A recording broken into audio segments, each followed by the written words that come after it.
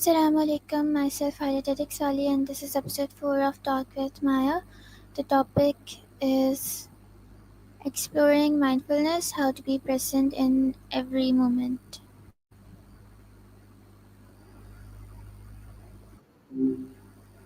Hey, what's up? Maya, can you explain what does mindfulness mean in simple words? Okay, so in a nutshell, mindfulness is just paying attention to what's happening right now without getting caught up in judging it. It's noticing your thoughts, feelings, sensations, kind of like watching a movie of your experience instead of being in the movie. Gotcha? Still with me? So why It can is sound kind of out there. why is being present so important? You were going to ask. Good question. Honestly, because most of us are usually somewhere else, dwelling on the past, worrying about the future, which means we kind of miss out on actually living life.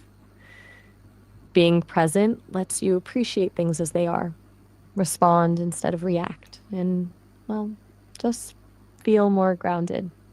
You were digging into happiness earlier, and presence is a huge part of that, actually. What are the key benefits of mindfulness? Okay, so there's a bunch. Less stress is a big one. When you're not lost in thought, you're less likely to freak out about stuff. Better focus, obviously, since you're training your attention. People also report improved emotional regulation, meaning you can handle difficult feelings without totally falling apart. And even things like better sleep and stronger relationships. It's kind of a ripple effect, you know? You start small and it touches everything else. Does that make sense? Okay, so how does mindfulness help with stress? Right. So when you're stressed, your brain is usually racing, right? Full of what ifs and replaying things. Mindfulness doesn't stop those thoughts. It's not about clearing your mind, but it changes your relationship to them. You notice the stressful thought, acknowledge it, but you don't get carried away by it. It's like, okay, thought, I see you, but I'm going to focus on my breath for a sec. That little bit of distance gives you space to breathe and respond calmly instead of spiraling. We talked a bit about happiness and managing emotions earlier, and this is kind of tied to that, isn't it? So how do I focus on the present without getting distracted? Oh, the $1 million question, right? It's tough. It's not about stopping distractions that are going to happen. It's about gently bringing your attention back when it wanders. A lot of people start with their breath. In, feel a sensation of the air going in and out. When you notice your mind drifting, and you will just acknowledge it and gently redirect your focus back to your breath. It's like a mental bicep curl. The more you do it, the stronger it gets. There are loads of guided meditations that can help with that too, if you're into that sort of thing. Okay, so what should I do if my You still mind with me? keeps wandering? Don't beat yourself up about it. Seriously. It's literally what minds do. Wander. The point isn't to have a perfectly empty mind. The point is to notice when it wanders and gently bring it back. Think of it like training a puppy. You wouldn't yell at a puppy for peeing on the rug. You just calmly redirect it outside. Same thing with your mind. Acknowledge the thought, maybe even label it, and then gently redirect your attention back to your chosen focus.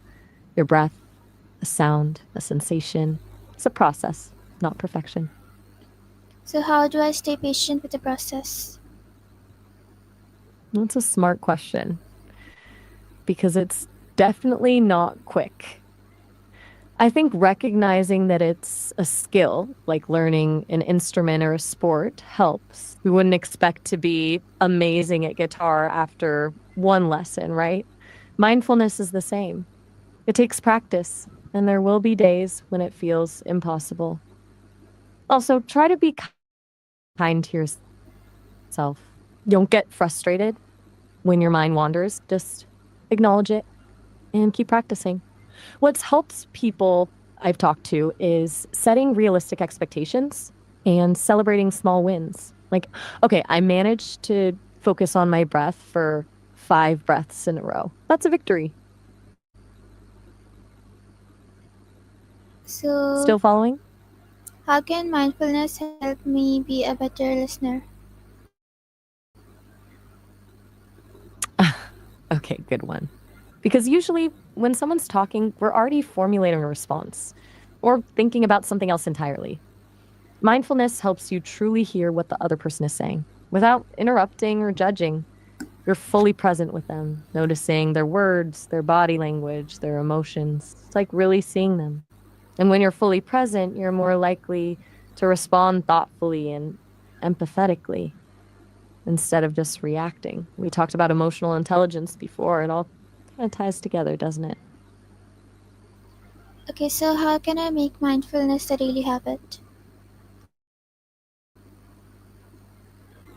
All right, so tiny steps are key.